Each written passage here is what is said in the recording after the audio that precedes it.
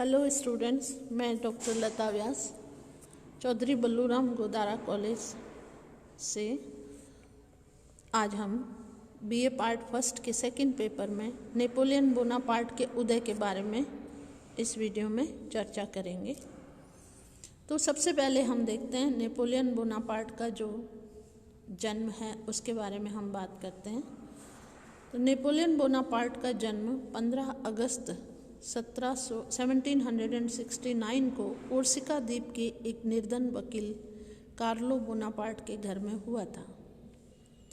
इसके प्रारंभिक जीवन की बात करें तो इतिहासकार हेज के शब्दों में 1799 से 1814 तक यूरोपियन इतिहास फ्रांस का इतिहास है और इस काल का फ्रांसीसी इतिहास नेपोलियन बोनापार्ट की जीवनी है।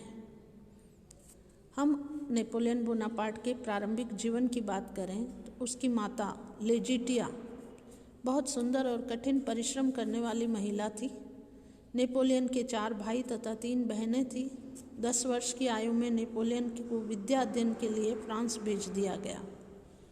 हम उसकी नेपोलियन बोनापार्ट की प्रारंभिक शिक्षा के बारे में बात करें तो 10 वर्ष की आयु में जब नेपोलियन को विद्या अध्ययन के लिए फ्रांस भेज दिया गया, वहाँ शुरू से ही उसने शैम्पेन क्षेत्र के ब्रियन के सैनिक स्कूल में शिक्षा प्राप्त की। 1784 में अक्टूबर में वह पेरिस के सैनिक स्कूल में गया। अगले वर्ष वह सेना में लेफ्टिनेंट बना दिया गया और वेलेंस शहर में नियुक्त किया गया। सन 1786 के सितंबर से 1788 ईस्वी के जून तक वह कोर्सिका में छुट्टी पर रहा। इसके बाद वह अपने 1789 के सितंबर में अपनी सैनिक टुकड़ी के साथ ऑक्सन नगर में रहा। इसके बाद 1791 ईस्वी के फरवरी तक वह पुनः अपनी मातृभूमि कोर्सिका में रहा।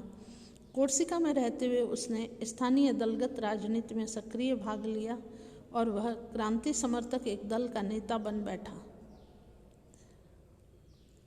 1791 में फरवरी से जून तक वह पुनः ऑक्सन में और कुछ दिनों तक वेलेंस में रहा।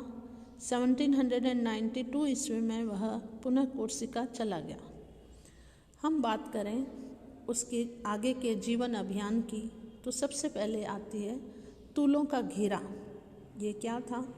तो 1793 की 16 सितंबर को उसने तूलों के घेरे के समय सेना की एक टुकड़ी का नेतृत्व किया। इन दिनों तूलों नगर में प्रतिक्रियावादी उपद्रव उठ खड़े हुए थे।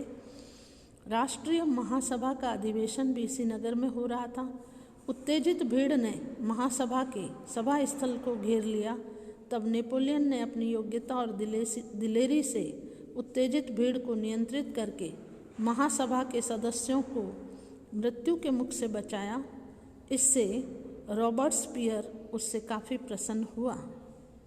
हम आगे बात करें उसके सैनिक अभियान और उसके सैनिक जीवन की, उसकी जीवन यात्रा की, तो आर्टिलरी का जनरल कैसे बना इसके बारे में हम बात करें तो 1794 ईस्वी के अप्रैल में वह आर्टिलरी का प्रधान या जनरल प्रधान तोपची नियुक्त हुआ।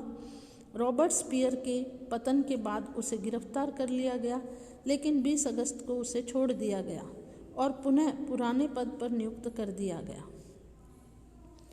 हम बात करें आगे के उसके सैनिक अभियान की तो बैंडी के अभियान की बड़ी महत्वपूर्ण चर्चा इस संदर्भ में आती है। 1795 ईस्वी के मई मास में उसे बैंडी के अभियान पर जाने का आदेश मिला, लेकिन वह नहीं गया और पेरिस में ही जमा रहा। इस वर्ष कन्वेंशंस के भंग हो जाने के बाद जिन 5 सदस्यों का संचालक मंडल डायरेक्टरी बना था उनसे नेपोलियन ने अच्छी मित्रता कर ली। इसी वर्ष 5 अक्टूबर को राजतंत्र के समर्थकों का विद्रोह उठ खड़ा हुआ और इस विद्रोह को दबाने में नेपोलियन ने अपनी असली योग्यता का परिचय दिया। परिणाम स्वरूप उसे आंतरिक सेना का कमान या जनरल ऑफ इंटीरियर मिला। हम आंतरिक सेना की कमान मिल गई और सेनापति बरास के माध्यम से उसे जोसेफाइन बोहारेनेंस जैसी पत्नी भी मिल गई और नेपोलियन की उन्नति में उसकी पत्नी का बहुत बड़ा हाथ था। वह एक प्रभावशाली महिला थी और सरकारी पदों पर काम करने वाले बहुत से लोग उसके मित्र और शुभचिंतक थे। नेपोलियन की योग्यता से प्रभावित होकर युद्ध मंत्री कार्नो ने उसे इटली अभियान का प्रधान सेनापति नियुक्त किया। आगे हम बात करें इटली अभियान में नेपोलियन बोनापार्ट की भूमिका, तो इस समय फ्रांस की स्थिति काफ़ी सुधर गई थी। हॉलैंड को जीतकर फ्रांस ने एक पिछलग्गू गणतंत्र स्थापित कर दिया था। बेल्जियम तथा राइन नदी के किनारे के सभी जर्मन राज्यों को भी फ्रांस ने जीत लिया था।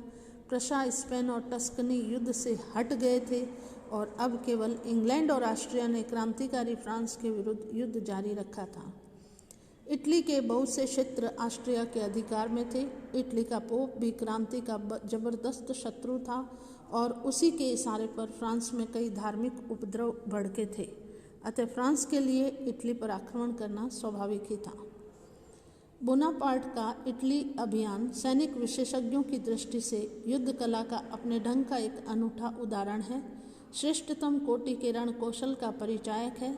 नेपोलियन को सार्डिनिया और ऑस्ट्रिया की संयुक्त सेनाओं का मुकाबला करना पड़ा, जिनकी संख्या उसके सैनिकों से लगभग दुगनी थी। नेपोलियन के पास जो सैनिक थे उनके पास ठीक पोशाक भी नहीं थी।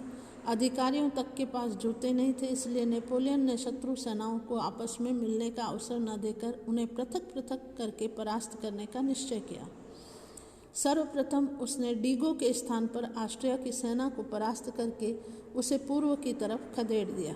वहां से वह पश्चिम की तरफ मुड़ा और अचानक सार्डिनिया की सेना पर टूट पड़ा और मोडल्वी नामक स्थान पर उसे पराजित किया। इससे सार्डिनिया की राजधानी टूरिन को जाने वाले मार्ग पर नेपोलियन का अधिकार हो गया। भयभीत सार्डिनिया ने संधि करना ही उचित समझा। संधि के अनुसार सार्डिनिया ने सेवाई और नीस के प्रदेश फ्रांस को देना स्वीकार कर लिया। इसके बाद नेपोलियन ने अपना सारा ध्यान ऑस्ट्रियन सेना पर केंद्रित कर दिया। सबसे पहले उसने ऑस्ट्रिया के इटालियन राज्य लोम्बार्डी को जीता। इस समय तक ऑस्ट्रिया की सेना आधा नदी के उस पार चली गई और शत्रु सेना तक पहुंचने के लिए लोदी के पुल को पार करना जरूरी था। इस लंबे पुल के दूसरे किनारे पर ऑस्ट्रिया का तोपखाना था। नेपोलियन ने भयंकर गोलाबारी के उपरांत भी पुल को पार करके शत्रु सेना को परास्त कर दिया। वास्तव में लोदी के पुल का युद्ध उसकी शूरवीरता का एक ज्वलंत उदाहरण था। उस दिन से नेपोलियन अपने सैनिकों का आराध्य देव बन गया और इस युद्ध के फलस्वरूप मिलान प्रदेश पर उसका अधिकार हो गया। दूसरी तरफ इस युद्ध में पराजित होने के बाद ऑस्ट्रिया की सेना ने मांटुआ दुर्ग में आश्रय लिया। सामरिक दृष्टि से इसका बड़ा भारी महत्व था। नेपोलियन ने दुर्ग का घेरा डाल दिया। 8 महीने से भी अधिक घेरा चलता रहा और इसी बीच ऑस्ट्रिया ने घेरा तोड़ने के लिए 4 बार सेनाएं भेजी, परंतु सभी अवसरों पर उन्हें परास्त होकर लौटना पड़ा। इस तरह इटली के अभियान के बारे में कुछ विस्तृत चर्चा हमने इस वीडियो में की। आगे इसे कंटिन्यू करते हुए हम दूसरे वीडियो में बात करेंगे इटली अभियान के आधे पार्ट की। धन्यवाद। इस वीडियो में इतना ही।